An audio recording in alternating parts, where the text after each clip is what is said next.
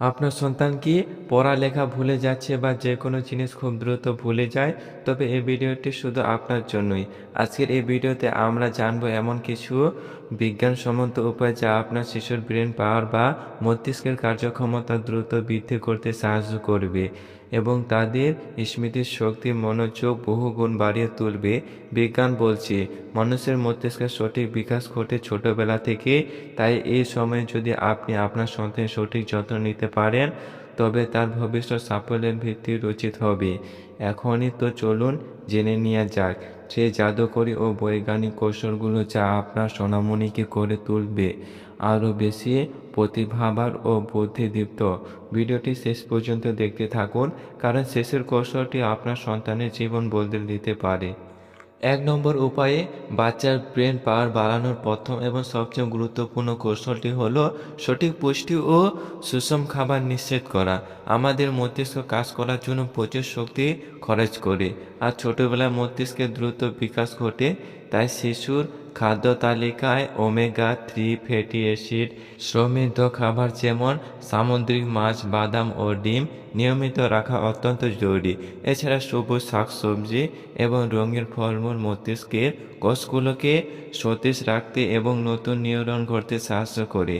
সকালে নাস্তা বা ব্রেকফাস্ট কোনোভাবে বাদ দেওয়া যাবে না, কারণ এটি সারাদিনের জন্য মস্তিষ্কের কার্যক্ষমতা ও মনোযোগ ধরে রাখতে জ্বালানি হিসেবে কাজ করে।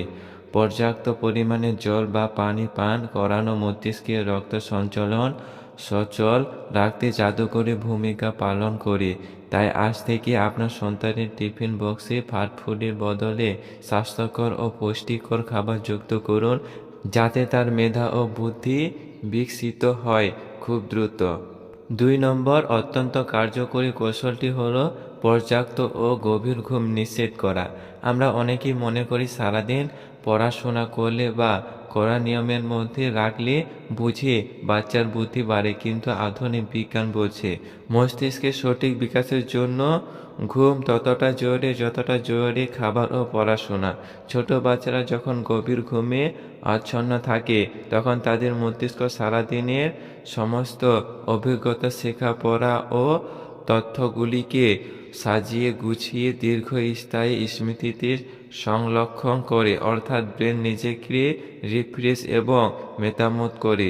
এ সময়ে কম ঘুমালে শিশুদের মনোযোগের অভাব দেখা দেয়, জেদ বাড়ে এবং নতুন কিছু শেখার ক্ষমতা নাটকীয়ভাবে কমে যায়।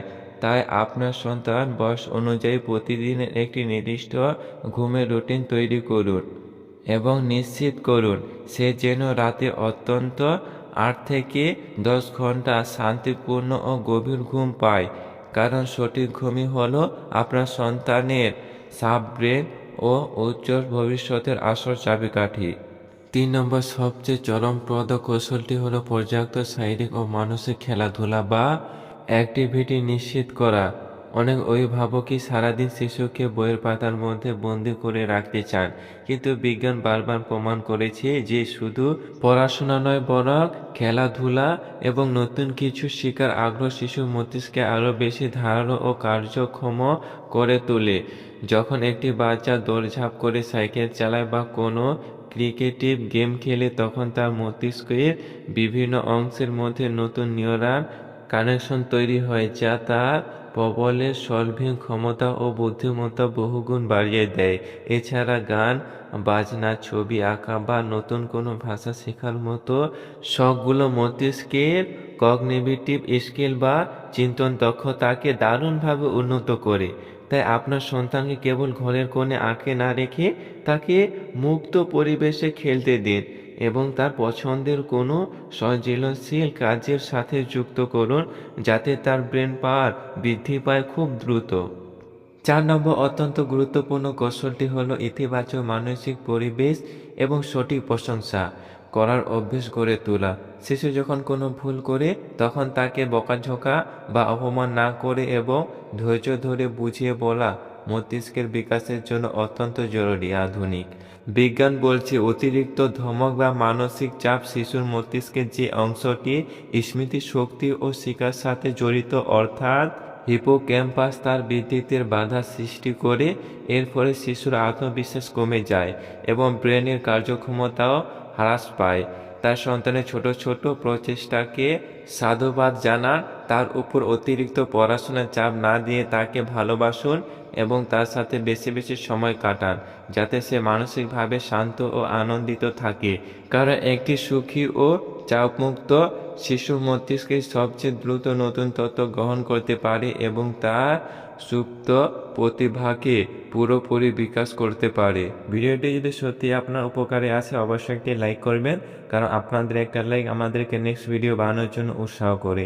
ভালো থাকবেন, সুস্থ থাকবেন, আবার দেখা হবে নেক্সট কোনো ভিডিওতে। ধন্যবাদ।